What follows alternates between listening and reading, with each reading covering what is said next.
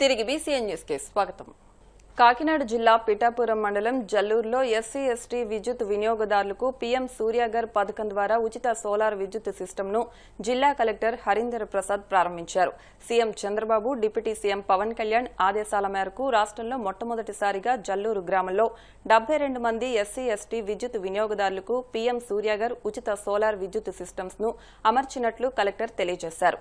రానున్న రోజుల్లో జిల్లాలో 16,000 మంది ఎస్సీ ఎస్టీ విద్యుత్ వినియోగదారులకు ఉచిత సోలార్ సిస్టమ్స్ ను అమరుస్తామని వెల్లడించారు.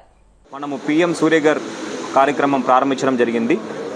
ఈ కార్యక్రమం ద్వారా ఎవరైతే ఎస్సీ బెనిఫిషరీస్ ఉన్నారో వాళ్ళ గృహంలో దాదాపు 2 కిలోవాట్ సోలార్ విద్యుత్ సరఫరా కోసం ఉచితంగా సోలార్ ప్యానెల్ ఏర్పాటు కార్యక్రమం ప్రారంభించడం జరిగింది. జల్లూరు పంచాయతీ తీసుకుంటే ఇక్కడ 72 బెనిఫిషరీస్ గాను దాదాపు 6 బెనిఫిషరీస్ ఈరోజు మనం ప్రారంభించడం జరిగింది. ఇంకా వారం రోజుల్లోనే మిగతా 72 బెనిఫిషరీస్ కూడా ఈ ఇన్స్టలేషన్ అనేది ఉచితంగా చెప్పడం జరుగుతుంది.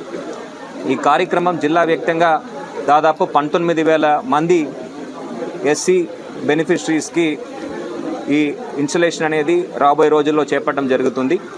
ఇప్పటికే 16,000 మంది దరఖాస్తు చేసుకున్నారు, అర్జీ పెట్టుకున్నారు.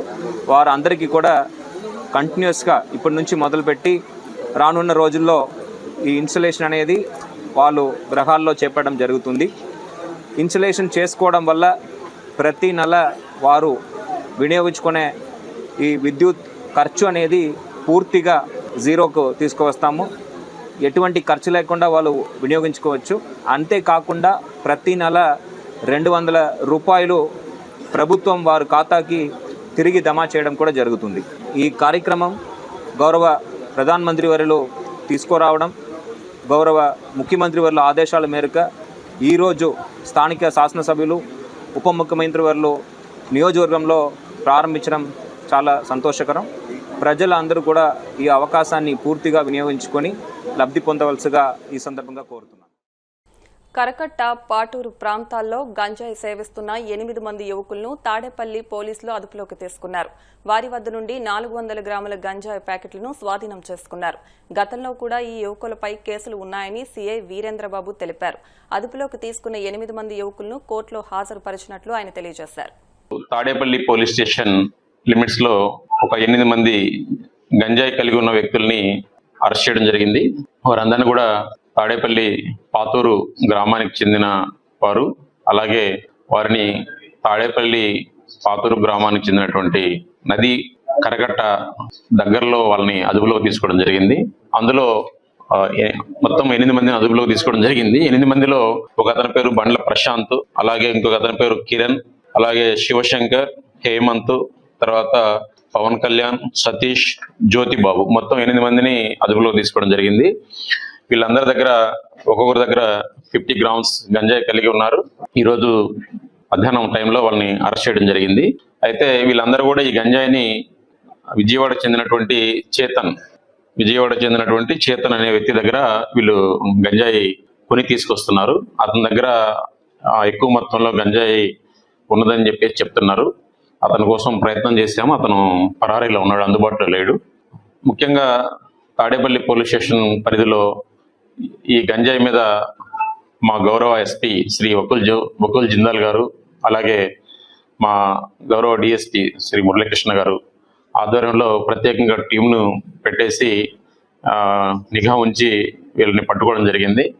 అయితే గతంలో వీళ్ళందరూ కూడా పాత నేరస్తులు ఉన్నారు. అందులో ఈ ప్రశాంత్ అనే వ్యక్తి మీద గతంలో 4 కేసులు, పాత ఎన్డీపీఎస్ కేసులు ఉన్నాయి, గంజాయి కేసులు. అయినా కూడా అతను ఇప్పటికి 4 సార్లు జైలుకి వెళ్ళొచ్చాడు. అయినా కూడా అతను ఎటువంటి మార్పు రాలేదు.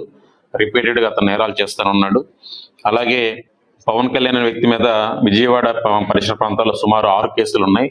ఇవన్నీ కూడా వీళ్ళందరూ కూడా హెచ్బి నేరస్తులను, అంటే హౌస్ బ్రేకింగ్ నేరాలు చేస్తున్నారు మరియు గంజాయి కేసుల్లో కూడా ఉన్నారు. అలాగే జ్యోతిబాబు మీద కూడా గతంలో కేసులు ఉన్నాయి. వీళ్ళందరూ కూడా పాత నేర వృత్తిని ఇంకా వదలలేదు. అలాగే లాజర్ అని ఇంకొక వ్యక్తి ఉన్నాడు. లాజర్ అనే వ్యక్తి మీద కూడా ఒక కేసు ఉంది, మంగళగిరి రూరల్ పోలీస్ స్టేషన్ లో కేసు ఉంది. వీళ్ళందరూ కూడా దీనికి గంజాయికి అలవాటు పడి రిపీటెడ్ గా నేరాలు పార్టిసిపేట్ చేస్తున్నారు. మా ప్రత్యేకంగా ఈ తాడేపల్లి పరిసర ప్రాంతాలన్నీ కూడా గంజాయి రహిత ప్రాంతంగా తీర్చిదిద్దాలనే ఉద్దేశంతో ఇటీవల మా గౌరవ ఎస్పీ గారు ప్రతి ఏరియాలో కార్డన్స్ ఇచ్చి కూడా నిర్వహించడం చేపిస్తున్నారు. అలాగే నిన్న కూడా వచ్చేసి కార్డన్స్ ఇచ్చేసారు. అప్పుడు కూడా మేము గంజాయి కోసం దొరుకుతుందని చెప్పేసి చాలా ఇళ్ళు ట్రై చేశాము, ఎక్కడ కూడా దొరకలేదు. మేము ప్రజలందరినీ కోరుకునేది ఏంటంటే వారు ఎవరన్నా గంజాయి కలిగి ఉన్నా, అమ్ముతున్నా, లేకున్నా సరఫరా చేస్తున్నా మీకు ఏదైనా సమాచారం ఉన్నట్లయితే మాకు ఈగల్ నెంబర్కి కానీ లేకుంటే మా పోలీస్ నెంబర్కి కానీ లేకపోతే పోలీస్ స్టేషన్ కానీ ఇమీడియట్గా సమాచారం తెలియజేసినట్లయితే వాళ్ళ మీద ప్రత్యేకంగా చర్య తీసుకోవడం జరుగుతుంది.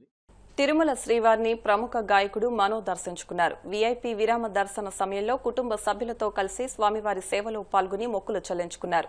దర్శనానంతరం వీరికి రంగనాయకుల మండపంలో వేద పండితులు వేదాశీర్వచనం అందించగా ఆలయ అధికారులు స్వామివారి తీర్థ ప్రసాదాలు అందజేసి పట్టువస్త్రంతో సత్కరించారు.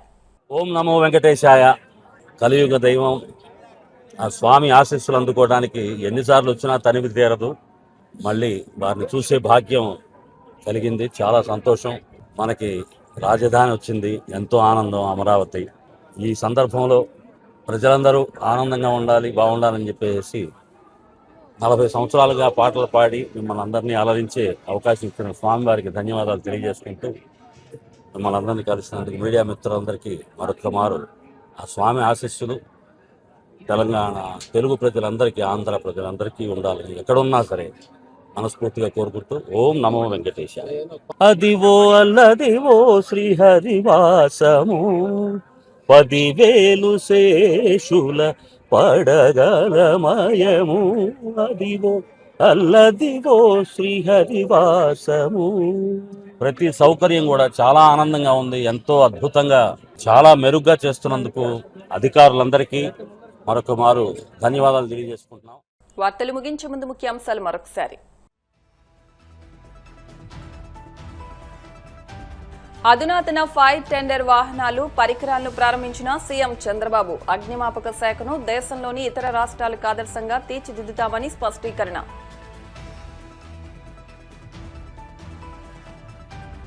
గత 18 ఏళ్లుగా జగన్ పత్రికలో వాస్తవాలను పాతరవేస్తూ నిజాలను అబద్దాలుగా వక్రీకరిస్తున్నారు. తీవ్ర స్థాయిలో విమర్శలు గుప్పించిన ఎమ్మెల్యే గౌతు శిరీష.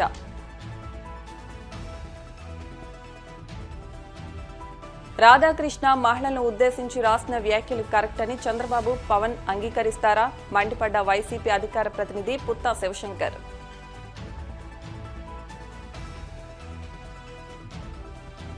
తిరుమల శ్రీవారిని దర్శించుకున్న ప్రముఖ గాయకుడు మనో. ఆలయ మర్యాదలతో స్వాగతం పలికిన అధికారులు. ఈ వార్తలు ఇంతటితో సమాప్తం. మరిన్ని వార్తల కోసం BCN digital YouTube channel, Facebook page ని ఫాలో అవ్వండి. అప్డేట్ వార్తల కోసం ప్లీజ్ సబ్స్క్రైబ్.